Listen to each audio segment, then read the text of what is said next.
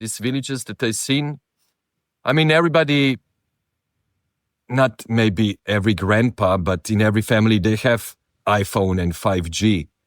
But the traditions that they live by and how it looks, it definitely recalls more a previous century. In some places, I still see people living in these special caves. They're not cavemen. It was a way to save on buildings that you dig a hole. So you want to extend apartment, you dig another room. Hello, everyone. This is the Space Cafe podcast, and I'm Marcus. It started with an innocent look, well, maybe not so innocent, but more surreal-looking photograph I came across. A photograph depicting an astronaut atop a camel in the middle of the Mongolian desert. And that picture sparked a discovery, a journey for me, one that led me to uncover a vibrant and largely unseen side of space exploration. And in this episode, my friends, you will discover how space enthusiasts and innovators and nerds and experts alike from some of the most unexpected corners on this planet, far from the usual places you all know and we all know, the ones in the limelight of the media interest. But the other ones, they're also solving challenges that even the big players are grappling with. And the one who uncovered all this and brought me into his world is space photographer Matjaž Tančič from Slovenia. He's been living in Shanghai for 10 years now, and he's one of Asia's leading space photographers. Through his Mars on Earth project, Matjaž has revealed a hidden ecosystem of creativity, so to say. Watchmakers crafting Martian timepieces, beautifully handcrafted. Engineers inspired by the endurance of desert camels, and much, much more. Today, we will explore how the next big breakthroughs in space exploration might well come from places like a workshop in Mongolia or Slovenia or wherever on this planet. Matjaž, it's an honor to have you in the show. And without further ado, let's dive right into it. Let's go. I hope it's recording. Matjaž, we got that out of the way. It took us a while. Yes. No comment is China. So tell me, it took us quite a while now to get online, to get things in recording mode. Is this the Chinese firewall? Is this what is causing all those issues?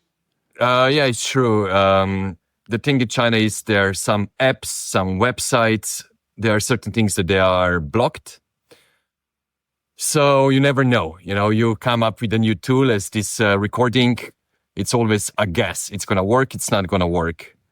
Then you have ways to, let's say, go around this wall, which we shouldn't be talking about and we won't. But it also sometimes works more reliable than the others. So it's basically problem solving on every stage. It's like the thing is that China has their own tools, which are all inspired by the tools we are using, usually even a little bit improved. But then, I would have to be teaching you how to use them and what would be best. And that could maybe take us even longer than 45 minutes that we needed this time.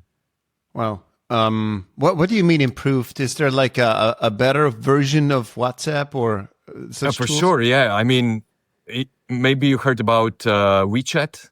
Mm-hmm. So WeChat, it's the tool that connects and WhatsApp, Uber, banking, TikTok, news, paying all the bills, booking trains.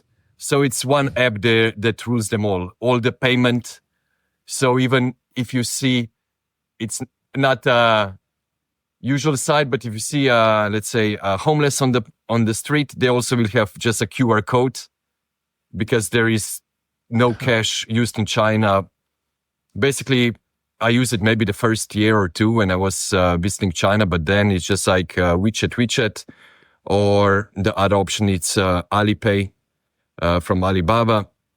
And again, also Alipay, it's not so much for chatting, but again, you have all the conveniences of ordering food, taxis, booking planes, hotels, everything in one single app. Wow.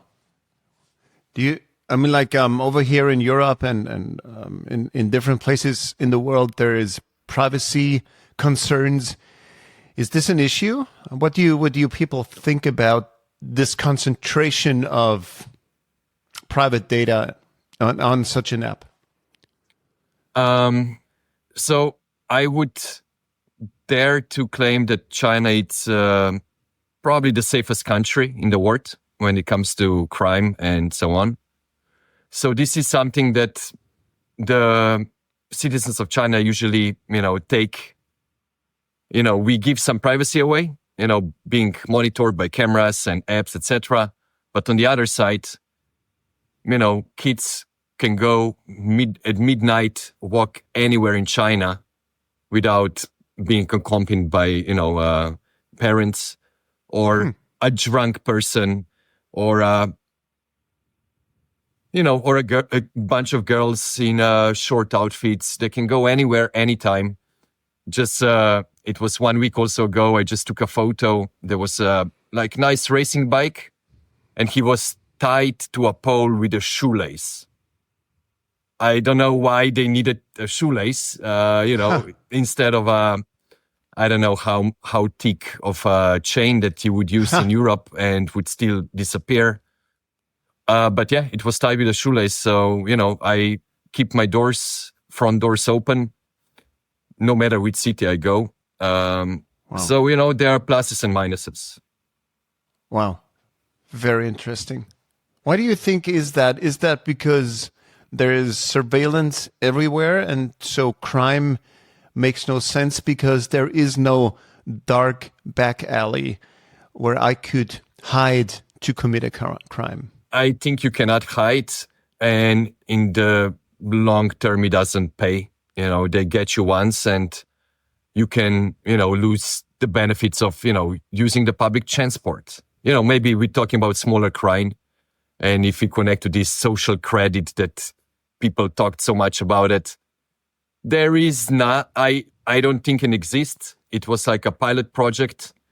But there is maybe unwritten social credit, right? So the thing is, if you're going to do crime as a local citizen in China, as I said, you will have problems getting a passport. You will have problems booking an airplane, train, using metro. Not even mentioning getting a loan or opening a bank account. And same goes for foreigners. You start losing privileges. And then it's like, what's the point then? How can you live if you cannot use all of these, these things, basically? Amenities, yeah. So they're very practical people. That's it. Plus, when I work from my laptop in a bar, I leave my laptop on the table when I go on a toilet and phone. Simply, everyone else also has better phone and laptop than me. So there is just no sense they would take it. Their Louis Vuitton shoes, they're worth more than my phone on the table. So, and it's same with you, you walk around, you see phones everywhere, you see the packages of delivery in front of the door. Maybe even with a logo, maybe PS5, whatever. But you're just like, yeah, it's going to stay there. This is how it goes. It's a nice thing. Similar things I noticed, in Japan, where I was shocked when I saw there was, how they call it? Someone was emptying the house, so they put all the stuff for trash, but nobody took it. It's a lucrative business in the United States. To take a fancy couch or rug, you clean it and resell it. In Europe, it's the biggest hobby of so many collectors or students. In Tokyo, there were brand new golf clubs. There were so many cool furniture, but nobody even touched it. I was tempted, but I was there with the hand luggage flying back next day. So what could I do with the, pole clubs, golf clubs? What, Matjaž, is this all related to the government and surveillance and whatnot, or is there also a different mindset in people? I mean, if you're generalizing about Asia, I would say, it's just the mindset, how people were brought up. I guess also because it's very family orientated. I mean, there are different cells, right? The first cell, it's your family. Then it's your building. Then it's your community. Then it's your district. Then it's your city. Then it's your county. So you have to obey in every one of them.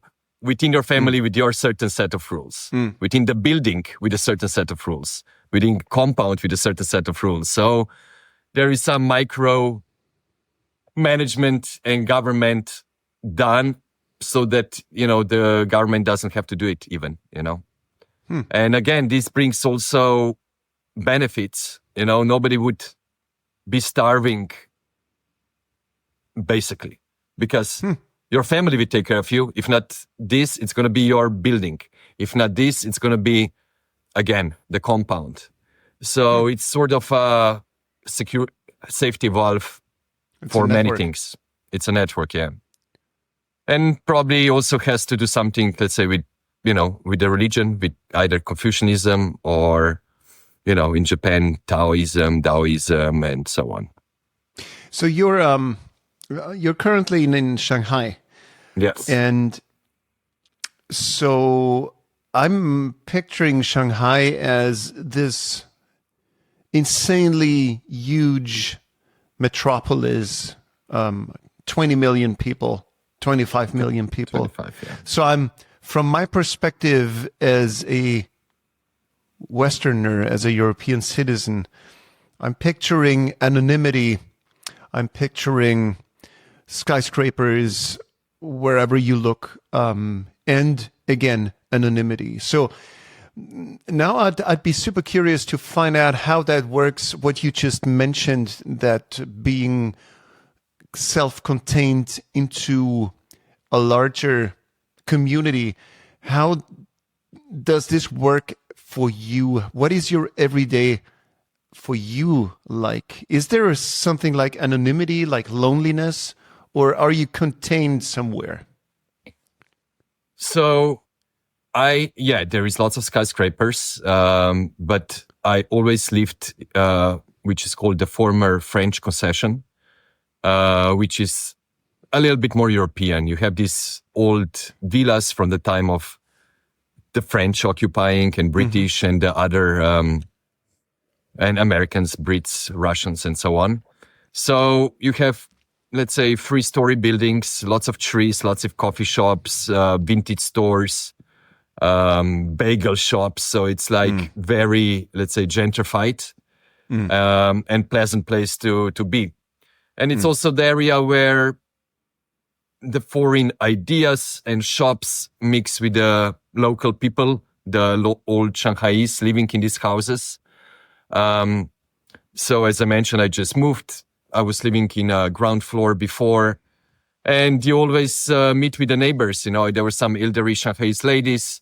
You meet outside when you are putting your clothes to dry, in front of your house in a small alley. So you have a little chat.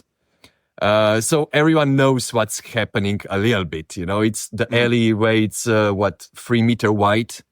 And when you enter it, you pass the same neighbors. Some of them, they are cooking outside.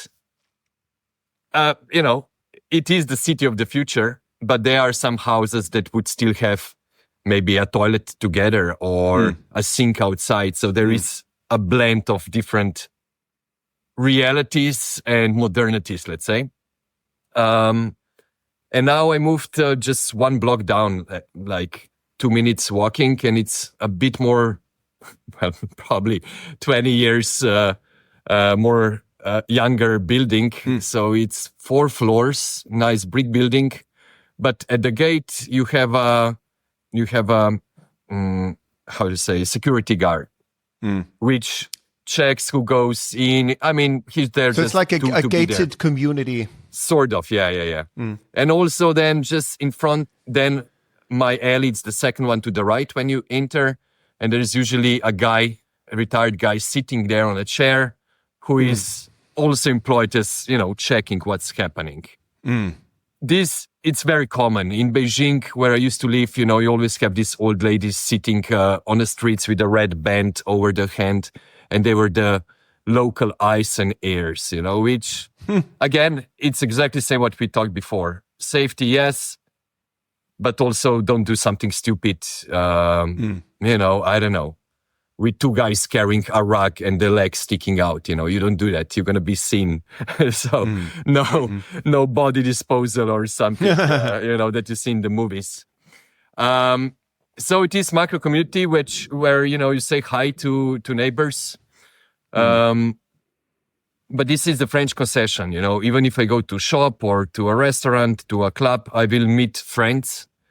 But as, the second I go 10 blocks to the south, north, east, or west, or across the river to Pudong, the modern area, I don't know anyone, absolutely no one, and this goes on. And you can be aware of how big the city is when you sit on a high-speed train, which goes 320 kilometers per hour, and you start driving and it doesn't finish, for maybe an hour, it just blends into Suzhou, Hangzhou, Nanjing, Ningbo, sorry, and so on. So it's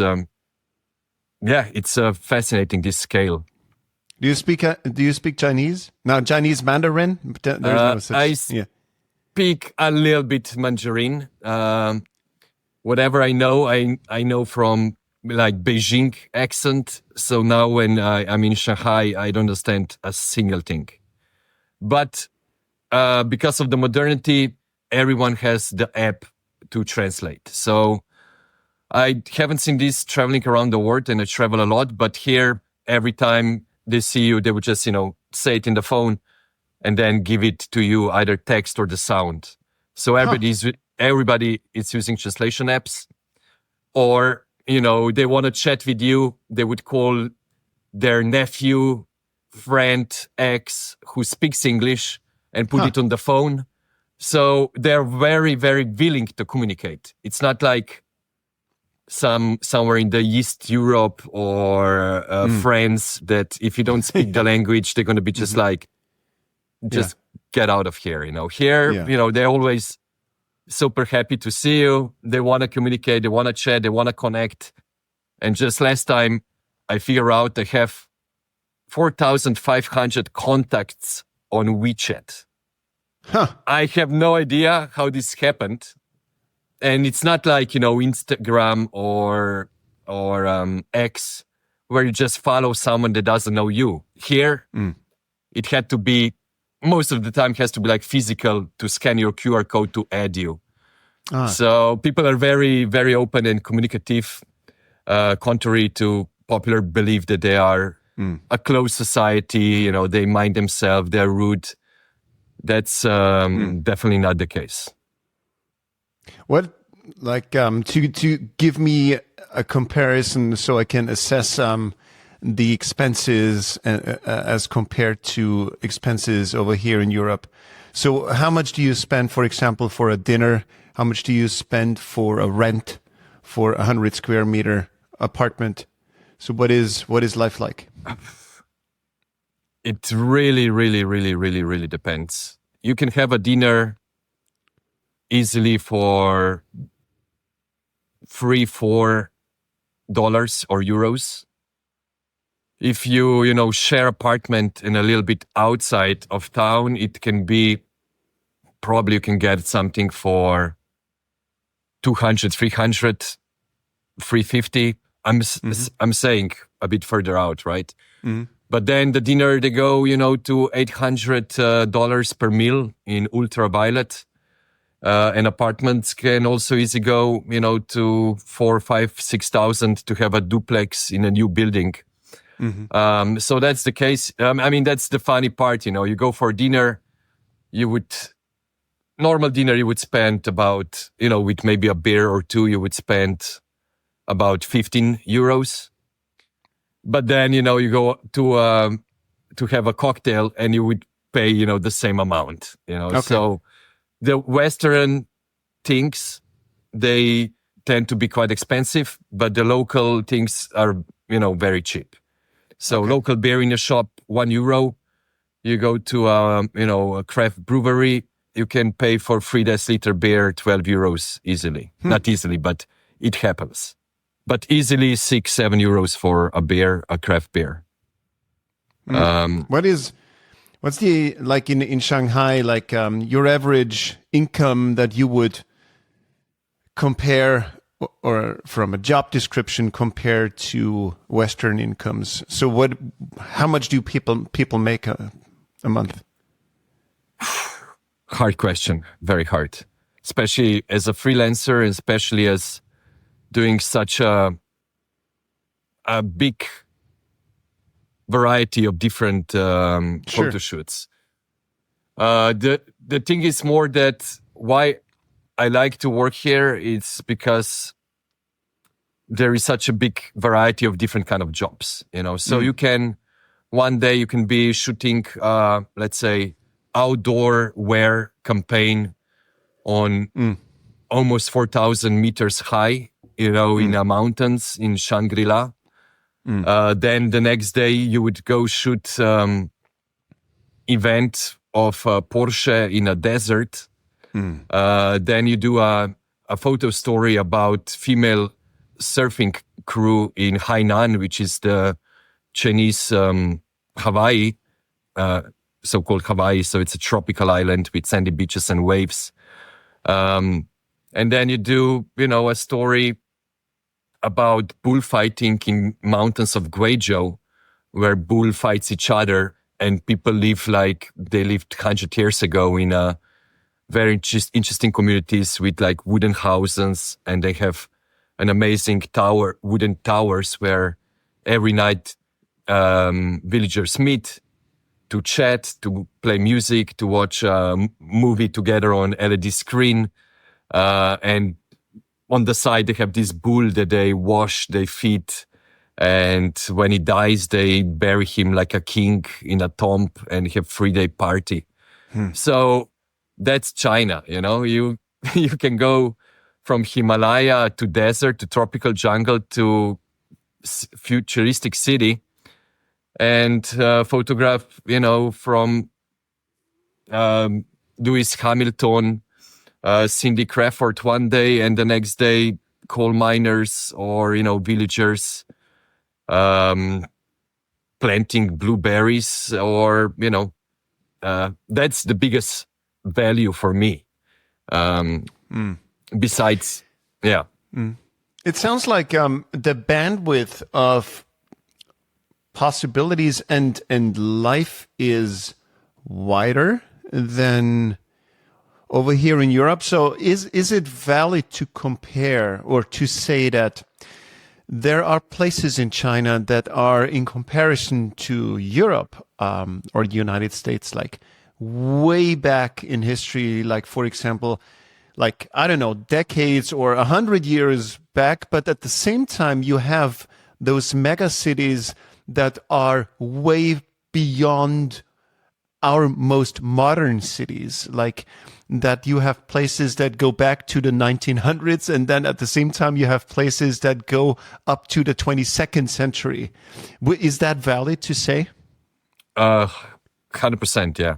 You go to Shenzhen, I would dare to say, okay, to be conservative, I will say 85% of the cars on the streets are electric.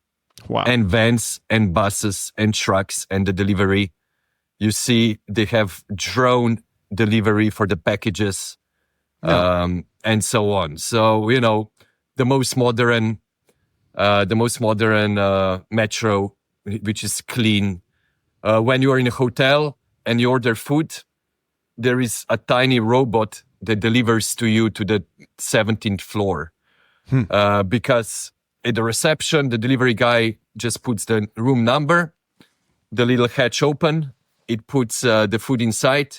Then the robot drives to the elevator, calls the elevator, drives with the elevator, and then he rolls to your door, rings a bell by calling the phone in your room, and then it opens, you take out, and then goes back to the elevator and goes wait. And this, it's not one for PR. I've seen in many hotels across China this, even, 3-star hotels. So this is on one side. And on the other side, as I mentioned, these villages that I've seen, I mean, everybody, not maybe every grandpa, but in every family, they have iPhone and 5G.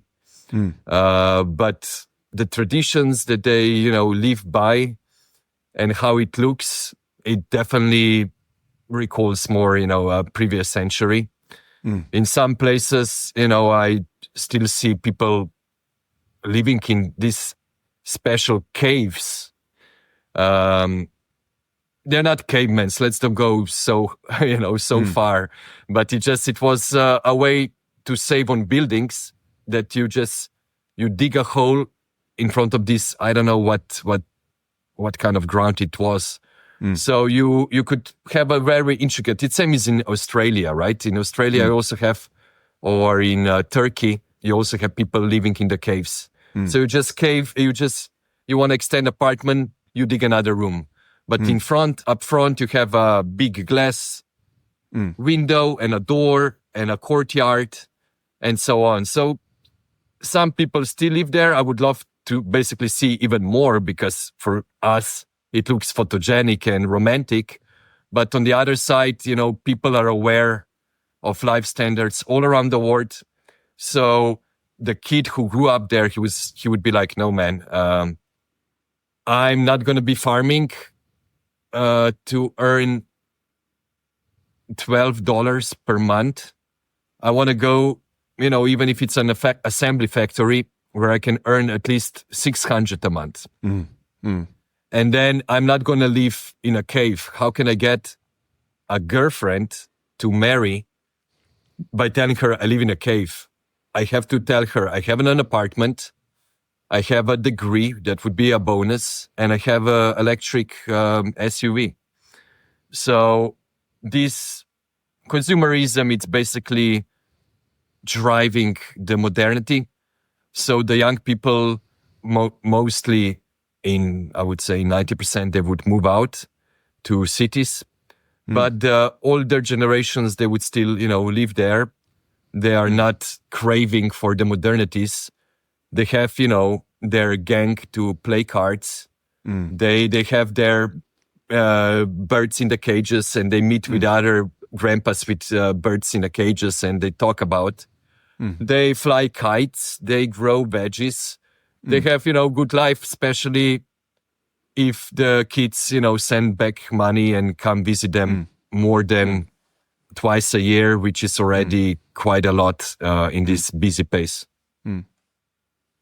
It's complex. I mean, I could talk for hours and hours and still would not be able to shine the light on this complex society, but, at least I can share some. And, talking about these modernities, it's also, how we us met. It's because of the space program that I photographed in China, sort of. And that was, one day in the news, I saw that they are building a Mars simulation base in Gobi Desert. Again, we are talking, about Gobi, that it's always fascinating to go there. And then I found out about the open day of this place, and I flew there with a journalist friend, driving through the desert, passing the camels, and there it was, a big structure that looks like, from a sci-fi movie, with electric rower speeding around, lifting lots and lots of sand. There were some, solar panels and so on. So it was just mind-blowing, and as you could say, only in China. You would go passing these small villages in Gobi Desert, and then seeing something like that. But then it's like a time travel. Completely, yeah. But what I noticed quite fast, it was that this base, it doesn't have really a big scientific value or none, but it's more built for education purposes.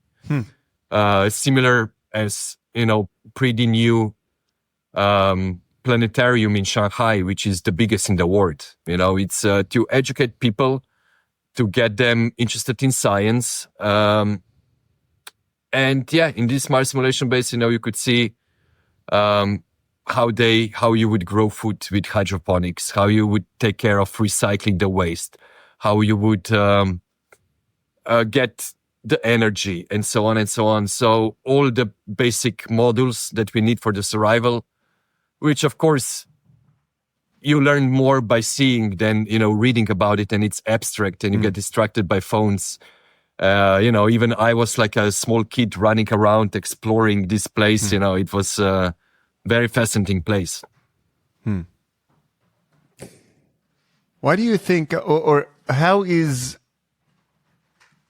people's interest in education in China, in those things? Is education a tedious thing you would want to avoid?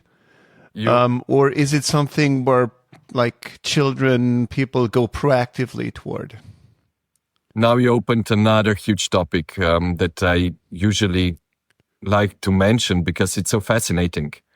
So, I come from Slovenia, developed European country. Then, when I was growing up in, let's say, early 80s, it was like, go to school, get college, you will get a job, period. But these things changed. Now with a college or 2 college degrees or PhD, you're still going to be, probably influencer because nobody will employ you and you can work as on a contract. Basically. And what I want to say, in Slovenia, you usually picked what's the most practical and easy to finish. So it was either economy. If you were a bit more ambitious, you go law. And then instead of studying 4 years, you usually studied for 6 years just to extend these student benefits of working with less tax and food, like coupons that it was cheaper to eat outside and so on. China, it's completely different. Kids here, they don't go study what's the easiest and the most practical, but what's the best possible they can afford financial and with their, grades. So if they want to become, let's say, architects, first they're going to look in the States. I'm not sure if Yale and Harvard, they have architecture, but let's say they would have a list of best universities. They would try first Yale, Harvard. If this is not possible, it's going to be Oxford, Cambridge. If this not, it's going to be France. If not that, maybe it's Canada. And then go down, even to, study architecture in Slovenia, because we have a good university for architecture in English language. So they would definitely go on the list and try to get as best education as possible. And this is what it's going to really prove beneficial in this country. Because they're going to have best educated people in every field imaginable.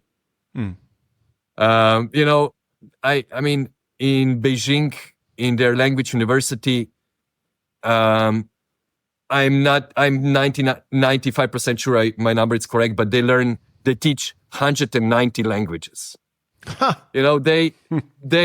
don't even know that there's so many exist. They must be already talking about some tribal languages or dialects, but they really value knowledge as number one priority.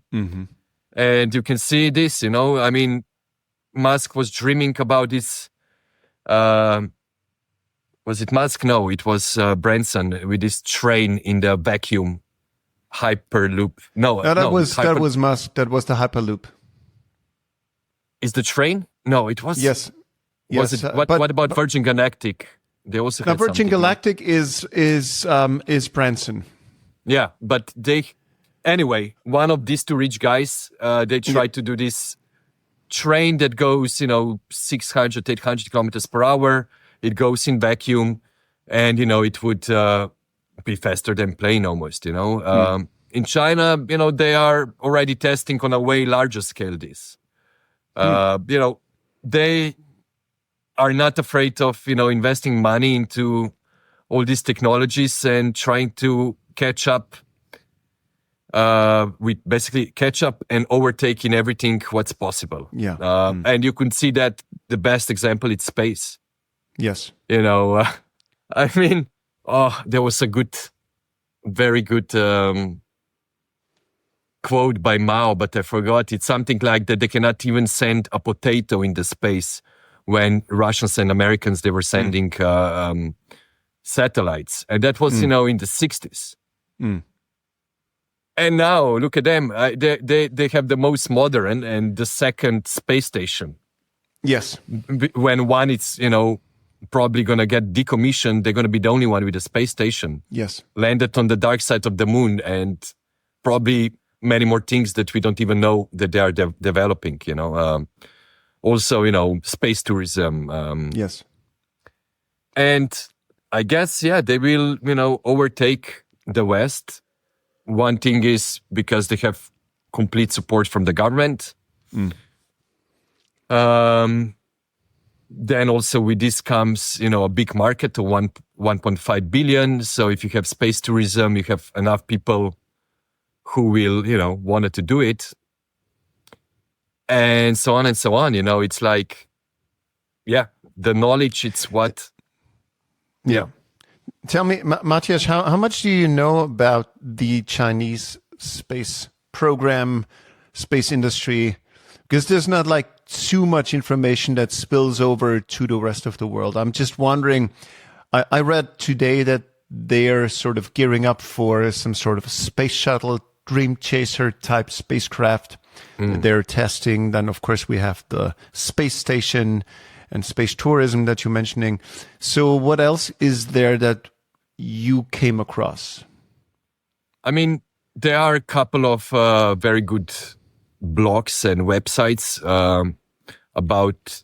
by foreign journalists doing deep dives in the Chinese space. So everything what's most up to date, it can be read there. Yes, absolutely. I can see more what's in, let's say everyday, let's say news, or surrounding. And what I notice, it's immense pride in space, which, it was the same thing in Russia and States, with all the TV shows and posters, and the whole race was actually just about national pride. And they are also speeding up, and also with this, they're getting on the same level as what we had. So there is not a single shopping center around the country that you won't have some space-related installation, illustration, also in the time of Olympics or big brands using, some space-related topics, building, as I mentioned before, the biggest planetarium in the world. And, and I also went to see the rocket launch in Hainan again, where you have the surfers. You also have the rocket launch. I went to see the time when they were sending the second part of the Taihu space station. And it's sandy beach. You're standing under the palm tree. If you booked early enough, you can be in, I think it's Kempinski or one of these big hotels. You can see it from the hotel, your hotel balcony. And you have hundreds and hundreds of people, I would say thousands of people watching. And when I was there was even orchestra, symphonic orchestra playing their classical music when the rocket went up. Wow. So it was like a true spectacle, you know. First you listen to this dramatic music, and then you see, you know, I mean, first, you see the rocket, and a couple of seconds after, the sound comes, and it just comes, this wave goes through your body and moves. It's like a physical wall almost, and it is something as spectacular as seeing eclipse. It's something that you will remember forever. Wow. You probably saw the rocket launch. Yeah. Somewhere. And Matjaž, this is a beautiful segue into one of your main works you have done recently, and that is the Mars on Earth project. And because this is pretty much an extension, a global extension of what you just mentioned, the presence of space on Earth in unusual places or not so expected places. Because the usual places, we all know, we have the Starship, and we have the Virgin Galactic, and we have the Blue Origin, and we have NASA and ESA and whatnot. But this is just the tip of the iceberg in your observation, because what you're seeing, or what you try to see, what you try to find out, is as to how non-traditional places are thinking about space. And then you came across a pretty surprising and very vivid world that engages with space. I'd love to hear more about that. Yeah. So as you mentioned, everything actually started in Gobi Desert, you know. It was like photographer's dream to witness this and take photos in that environment. And I thought that this is going to be just, you know, one story, you know, that I'm going to put in a drawer and forget about it. But I always liked space. You know, as a kid, I had a telescope, you know, try to watch the stars and moon and so on. And just a couple of months after my Gobi adventure, I went to Los Angeles. I wanted to be just holidays, but then just for a joke, I Googled Mars exploration Los Angeles. And what surprised me, it was like not one or two hits, but like hundreds. And I found, you know, Mars architects, Mars farmers, Mars chefs, Mars fashion designers, Mars psychologists. You're kidding me. Mars urban planners, Mars watchmaker. And I was like, what's happening? You know, how is this possible that me, and I consider myself extremely curious person, always, you know, snooping around, especially as a photographer, that I didn't know that this exists. So I immediately started writing emails and was like, forget it. You know, I don't need holidays. You know, I still went for celebrity bus tour to see the house of Kubrick and so on. Yeah. But I was like, okay, back to work. And I met a bunch of very fascinating people. Let's say, you know, one of the first people that I met was Dr. Susan Jewell. She's a space doctor. What she does, let's say one of her projects is she developed VR goggles where you're gonna, with the help of VR and AR, it's gonna help astronauts to do operations in space or get certain skills and learn better about medical procedures. Because, you know, you're gonna have avatar of a doctor telling you what to do, where to cut, and so on. And what I like about this project, or at least concept of the project, is that it has Earth applications. You know, you would have a big floods like you have now in Europe. People are, you know, cannot get to hospitals. They could airdrop them a couple of these VR goggles, and people could help save lives. Not even mentioning in the war zones and so on. So, you know, that was one of my first meetings. And then I met with Mr. Garo. He's like, he's an Armenian watchmaker who by coincidence, his watch shop, it's pretty near JPL. Mm-hmm. So he started making watches that run on Mars time. So it means that the sol on Mars, it's about 40 minutes longer. So he had to slow down the mechanism to make it run on sol. And it's not just a joke. These watches are worn by scientists at NASA who are operating Mars rovers on Mars. Wow. So they go to sleep when there is sunset on Mars, and they go to kids. They were telling me they go on the beach with kids at 10 p.m., when there is like sunset on Mars. And they get up when there is a sunrise on Mars so they can open the solar panels and drive rover. So, of course, you could have an app for that, but, it's not as sexy as a nice Mars watch, Of course. Is it an analog watch? It's an analog for sure. Yeah. And more I dig and more I traveled around the world, I noticed that you have similar interesting people all around the world. And this can really, end all around the world. And the project kept evolving, and it's still evolving after 5 years. And the main goal of the project is, as you mentioned, to show this contrast of the space race in the 60s, where you had usually white male working for governments of Russia or states, which were basically racing who's going to go to moon first, plant the flag, do a selfie, and, and go home and forget about it for the next, 60 years. And now you have people, they will probably never get on Moon and Mars, but they are contributing smaller puzzles of the smaller pieces of the bigger puzzle. So either it's going to be growing food, either, or what kind of clothes you should wear, or how about psychology, what kind of flight should be in the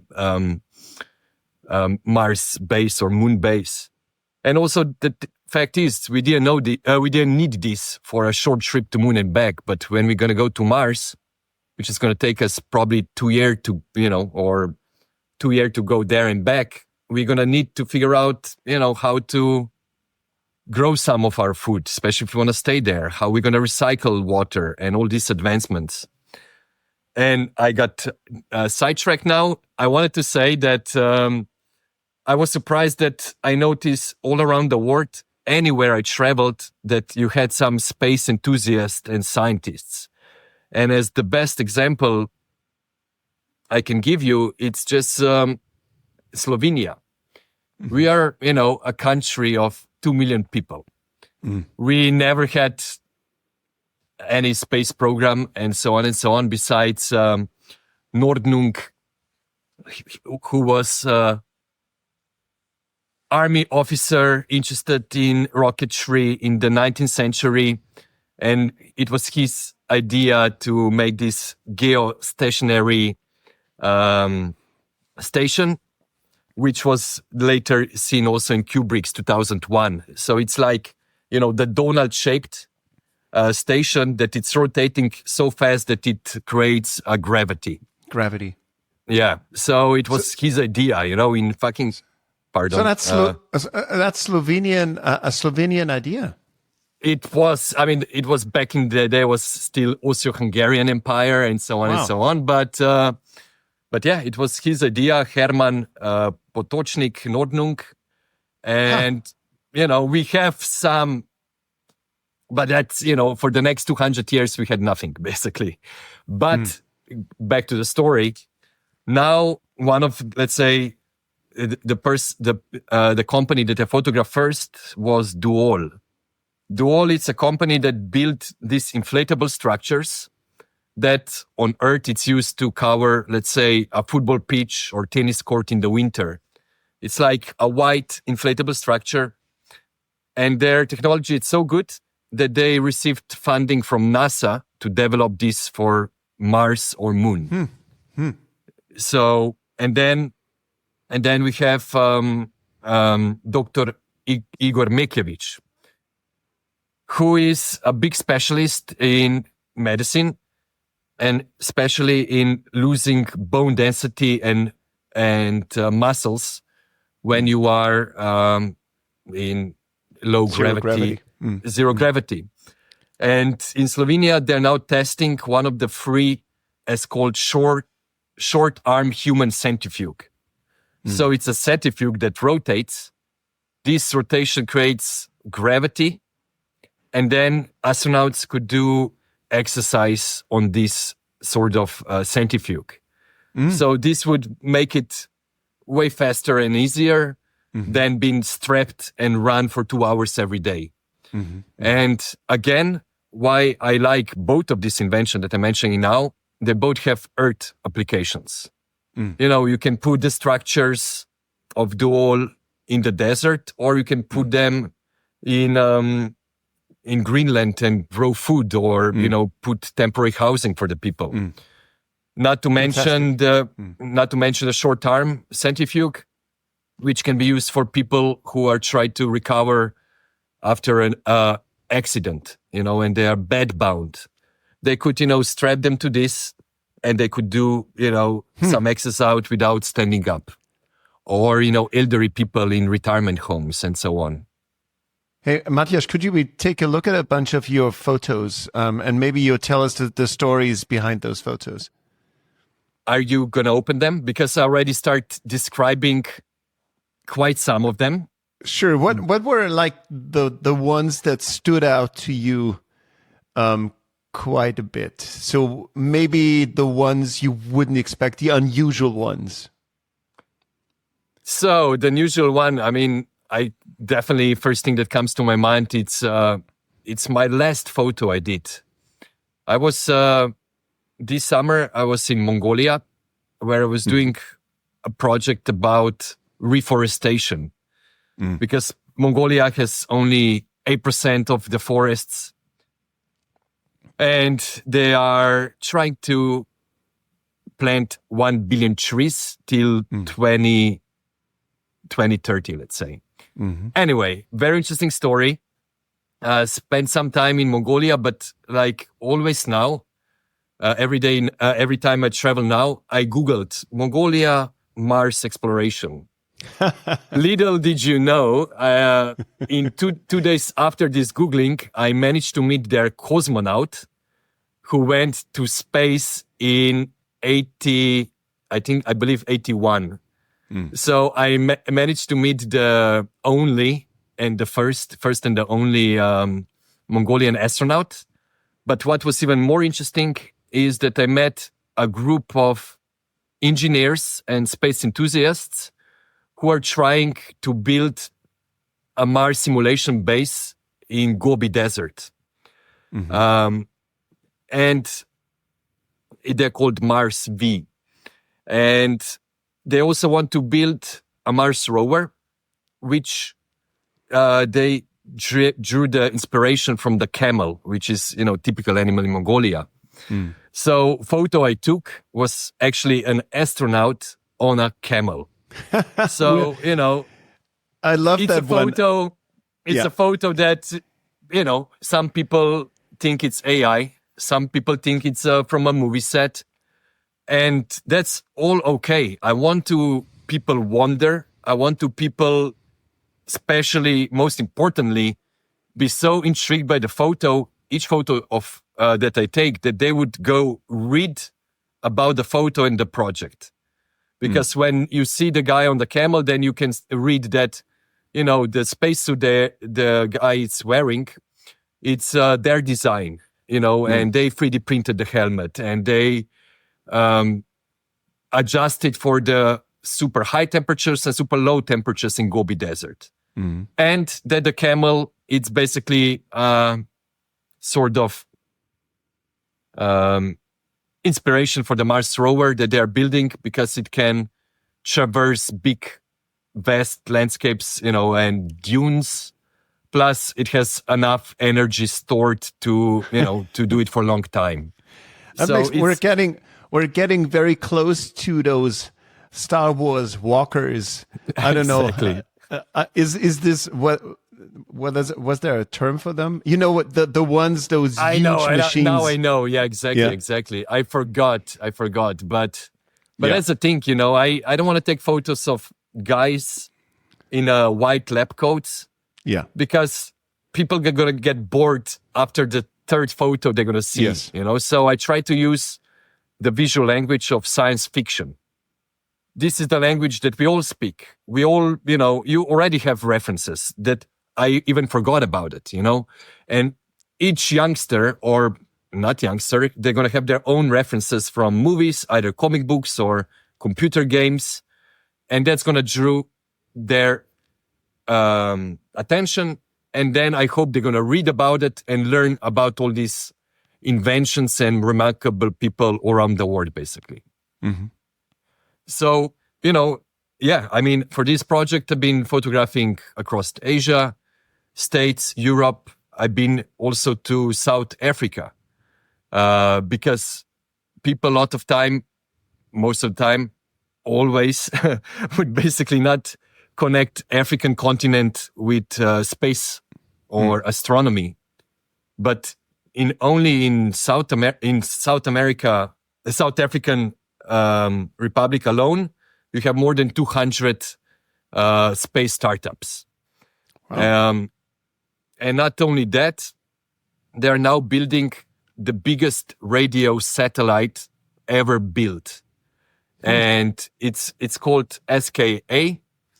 And it's basically one of the biggest scientific projects of all times.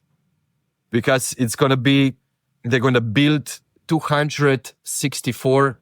I hope I'm getting these names and numbers correct. Please don't kill me.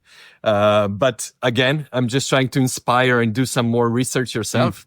Basically, they're going to build 264 antennas in South Africa. Uh-huh. And then they're going to build 100,000 small antennas in Australia. Mm-hmm. And this is going to work together as one huge radio dish. And they want to, because the bigger the distance, the bigger reception, to make it, in plain words. And they're going to start, they're going to extend these satellites then also to some other African countries. Then they're thinking even to do it into South America and just improving the reception. Plus, what's extremely important, it's also, to bring the knowledge to these countries and interest in science and interest in space and job opportunities in space sector that was absolutely not possible before. I talk too much. Sorry. It's all good. It's such a fascinating. I met so many amazing people everywhere that I could go on forever. I'm wondering. Basically. I'm wondering what is going on here.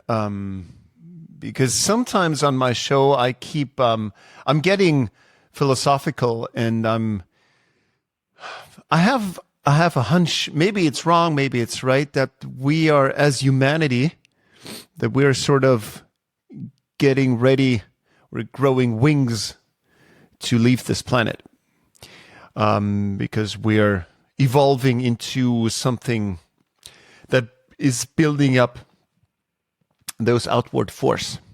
And what you're saying, what you're describing, the Mars on Earth project, is sort of pretty much underlining this concept that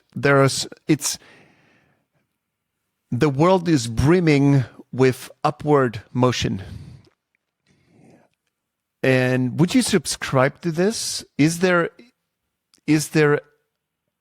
I don't know. Is it a movement? Is it a readiness to once and for all? Because what we did 60 years ago was sort of baby steps, was to demonstrate, yes, we could technically do it. But this was just expedition.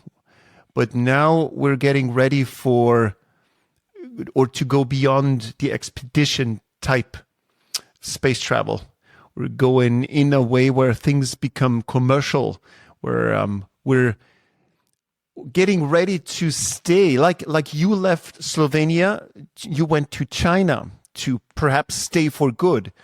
Now, why not go into orbit, to the moon, to Mars, to Venus, to whatever place to stay for good? Is this the moment in history? I don't know. Feels like it. I mean, it's definitely exciting time in the space exploration, and it just the main thing is, even every time you ask any one of these scientists, when are we going to go in Mars? The answer, it's always in 10 years. Yeah. No matter if you ask in the 60s or 80s or 90s. Yeah. So it's also now it's in 10 years. But it doesn't matter if we're going to get there or not, but just to have a clear goal and inspiration, this is what basically draws the progress of humanity, right? It's like Galileo Galilei once said something, I forgot a little bit, but it's like all the truths are easy to understand when they are discovered. But the main point is to discover them first, and it's same when people ask, why do we need to go to Mars? Don't we have enough problems and things to discover on Earth? Yes, but there are infinite, unlimited new things to discover there, which we don't even know that we need to know at the moment, and it can maybe open so many new opportunities for humanity, I mean, we are not like trees. We don't have, we can move, and we decide to move since beginning of humankind, that curiosity and advancement got us to climb off the tree, cross the ocean to discover, the new continents. I think what would be just important would that we don't screw up the new things that we discover. It doesn't seem that we're learning much from the past, but that's why you were before surprised when I mentioned there are space lawyers and space psychologists and space urban planners. New planet, it's got to be tabula rasa. We can do there whatever we want, and we can make it right, which is a very hopeful, thought. And I think this is also the beautiful thing. We can dream about being more equal.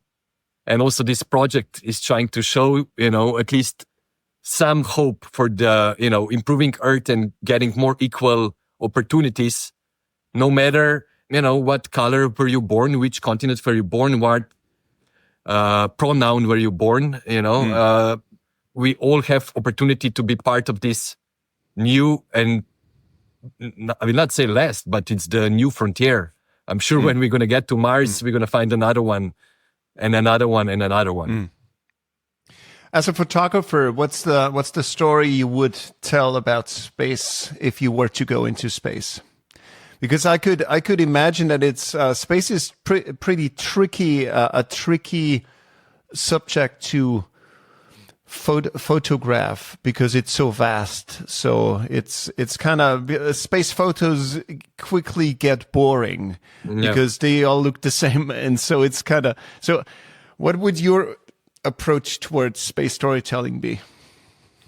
Would be the same approach as with the photos that I'm doing now. I try to tell this story through people because it's much easier for us, to relay and have a sympathy or interest in human being than to, a rock or piece of scientific equipment.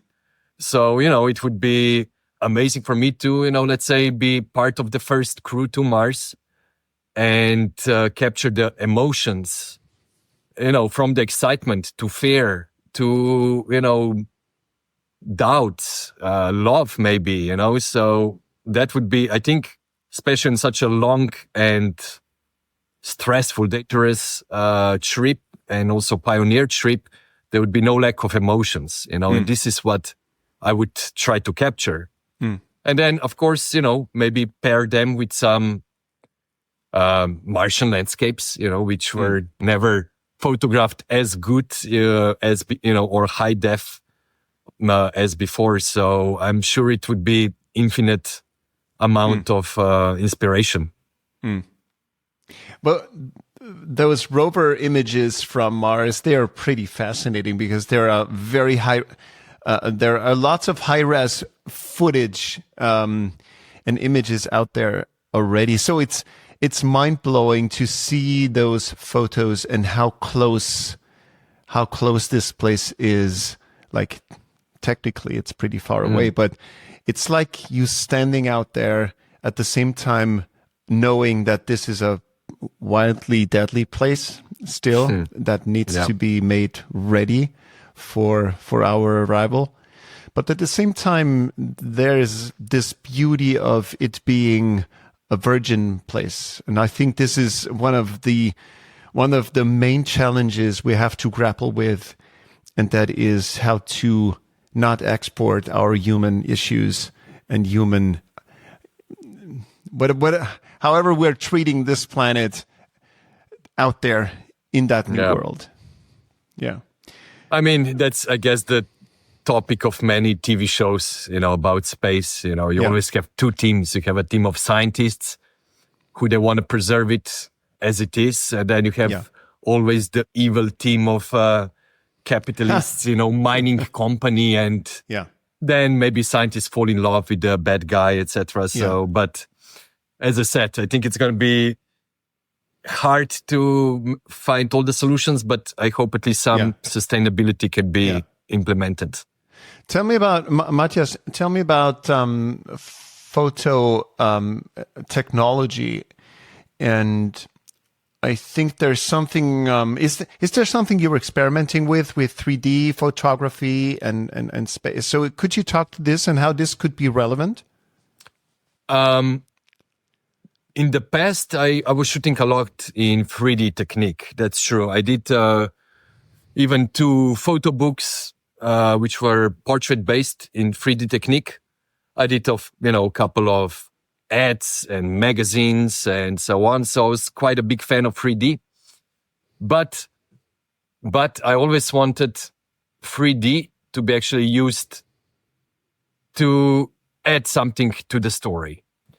And what's interesting, that you bringing up this topic, it's that I keep having in mind that I have to add some 3D imaging also to my Mars project.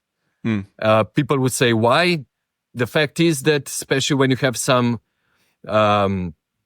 photographs of the landscape, they were shot in 3D, so you can see the relief of the craters, let's say. So there is a 3D technology used in the maps of Mars and so on and so on. So I definitely would like to use some of 3D photos also in this series, and especially because up till now I already had, exhibitions of my Mars project all around the world, from Singapore to Sweden, Slovenia, China, France. And every time I exhibit, I want to push also the viewer's experience to a higher level. So, I don't want that it's just same size prints. People go and, maybe get bored.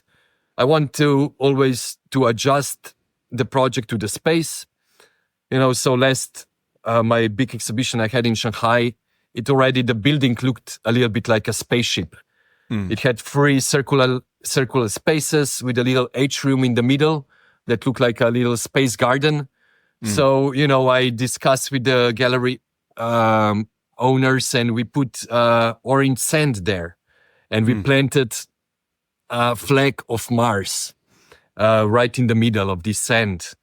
I can talk about this flag of Mars a bit later, and then, in one room, we covered the floor with a carpet with a drone photo of this Mars simulation base, and so on and so on. So, I would love to, as I said, also use 3D technology where you have to put either VR goggles or a bit more traditional blue-red stereo glasses, because it gives you another dimension, and it always surprises you, and brings you, a bit closer to the either person in the photo or the objects, because, they stand out, and you can really take time and look what would be, let's say, on a researcher desks in a laboratory and so on.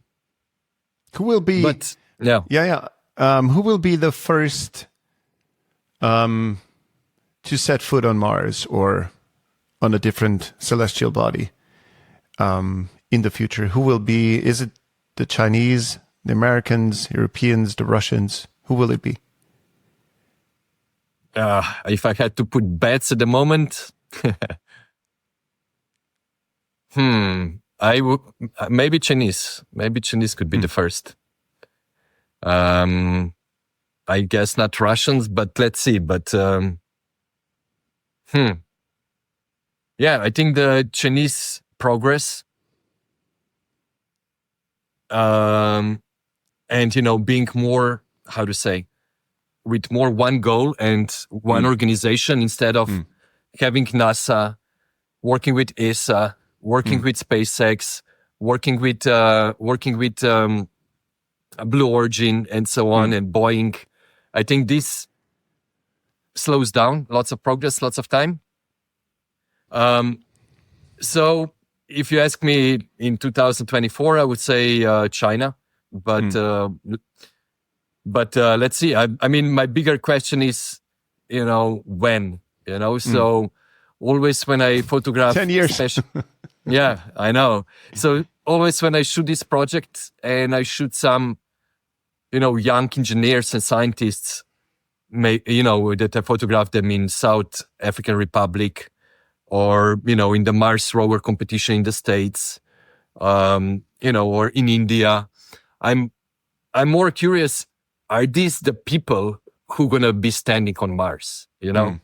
I take lots of portraits of, older people who are, either working with architecture or medicine. I know they will not be, but I'm curious if the people, I'm always, playing with the thought, will I able to photograph the first person who's going to stand on Mars? So this is, let's say, my small personal quest as part of this project, is to find this, at least one from the first crew that is going to be on Mars. Yeah. What's the one story, maybe it's a human story or a technical story or whatnot, that really stands out to you from your work so far with the Mars on Earth project? Maybe it's a minor encounter or something that you observed, but you feel like that is really standing out and that tells a story. It's very, very impossible to just name one, because I traveled the world and I think I met, the most brilliant minds in their own fields, and each one of them, they hold a special place in my heart, So I don't know. I mean, one to mention would be, let's say, Barbara Belvisi, that I met her first time on my trip in LA that I mentioned, that I talked before. And back then, we met, and she talked about her idea of doing this pods and completely closed loop system in Mojave Desert, which at that time, it was nothing to show yet. So I was like, damn, it's such an interesting story. I would love to feature you, but we still have nothing to show.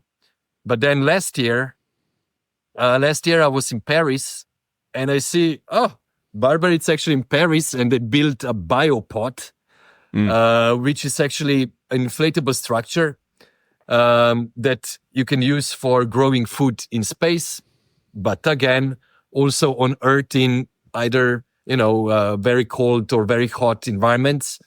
So I met with Barbara after a couple of years. It was, after 4 or 5 years, and she had something to show. And these photos, I think they are, again, one of my favorites. Because with them, you can show the speed of progress in our, development. Again, you can show innovation that it can help life on Earth. You can see a extremely badass woman rocking, in the space sector. And also just the design of the biopod, it's definitely something being ready for the science fiction movie. Will you let us link that photo to our show notes? Sure. Yeah. And because then you talked with her, right? You met her before in your podcast. No, we had Barbara on the show 2 times, and she is truly fascinating because I like her vision about why she does the things she does, and she's truly inspiring. And as you mentioned, she's badass, lovely badass. Yeah. And talking about badass and inspirational women, then also comes to my mind this company AEL from Tokyo, where they have a female CEO and Miss Lena Okajima. They claim they are the first space entertainment company.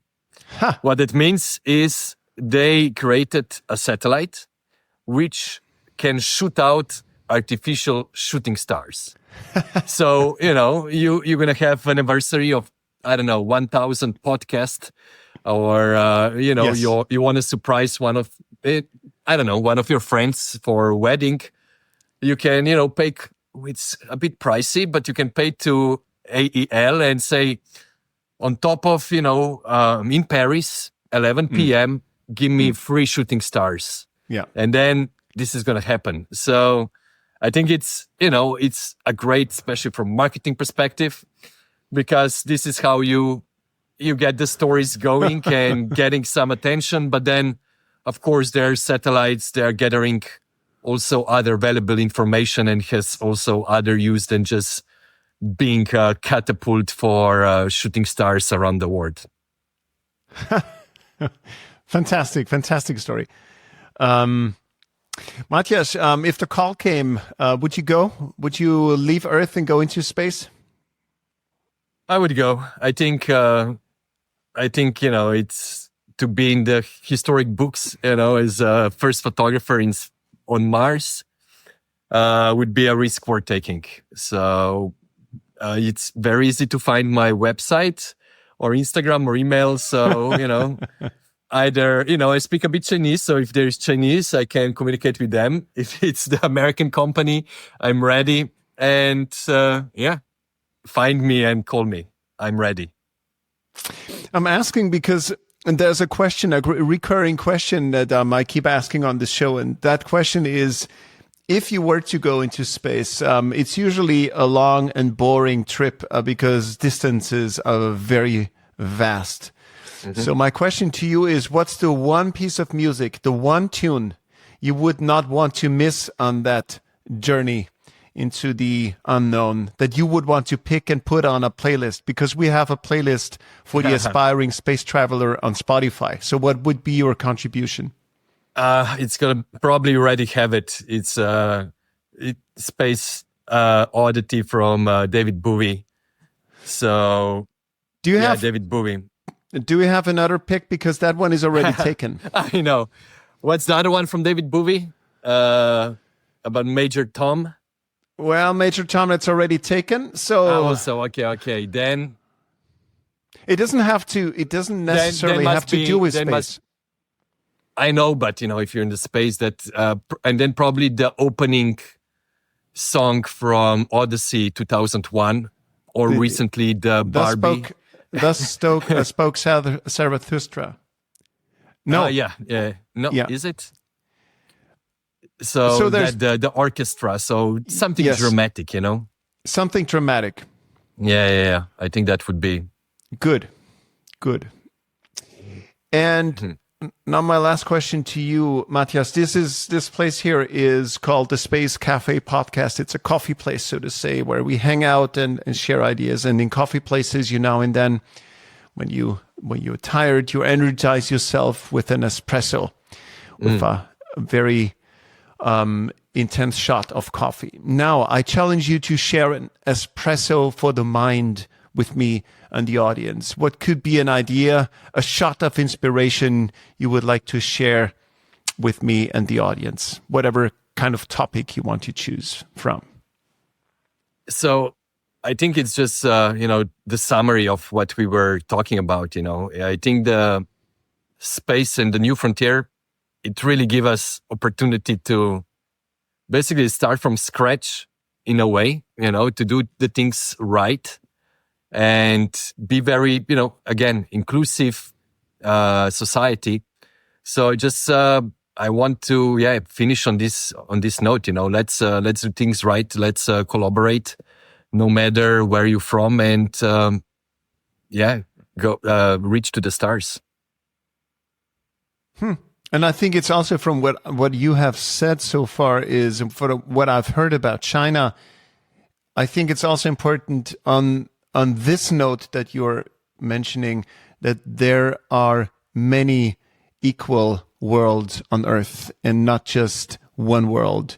There is exactly a variety of different angles and they are equally valid. There's no one better than the other.